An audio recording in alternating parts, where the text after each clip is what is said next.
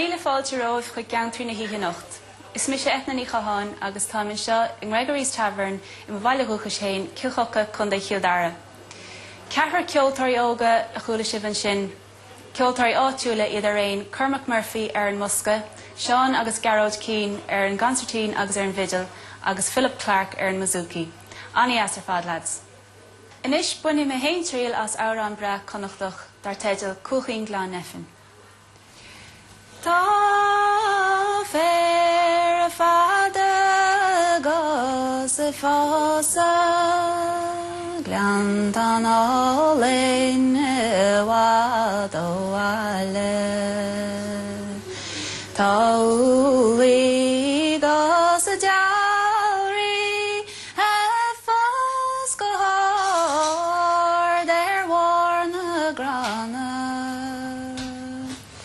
Chaméinches must orin posta Sunsil egol mar boichart lei Velchan targad nar boki Sluchan oileg mrona liana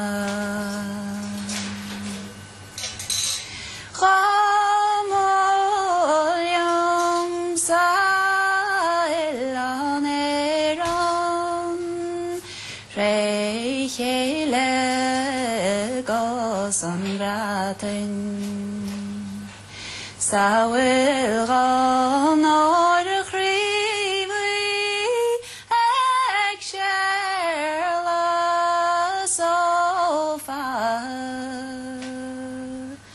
Ó hiúrain lig an méid sin as och mo chéad sear go bheith agam.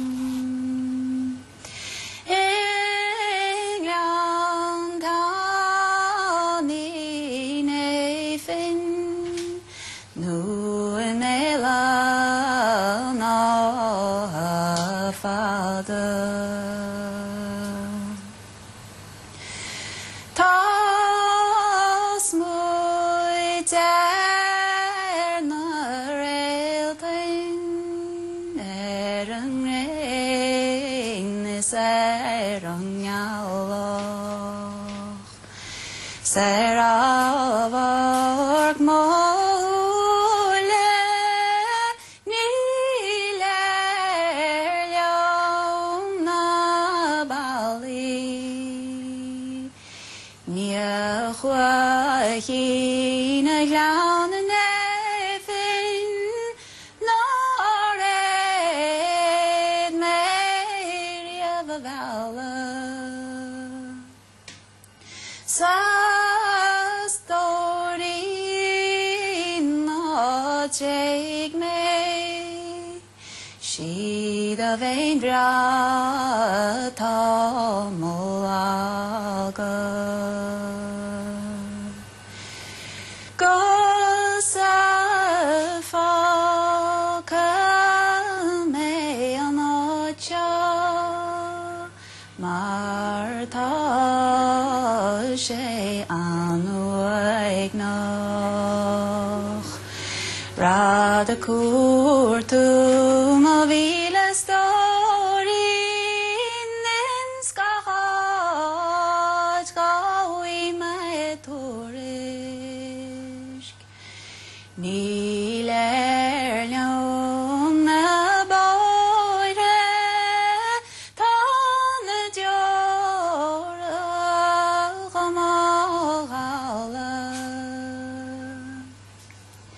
Sé má len géir gan teach mo lóistín sa siomra na góirín tú dá leaba.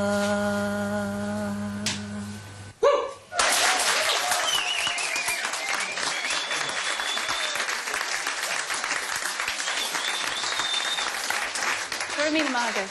Inis bhfuil fáilte mhór a chur is ruúrcóide maithe liom anseo, Afric Boilen agus Ruth Boilen ar na bhailigh agus Ciarán O'Grady fearcéile le Afric ar an gancertín.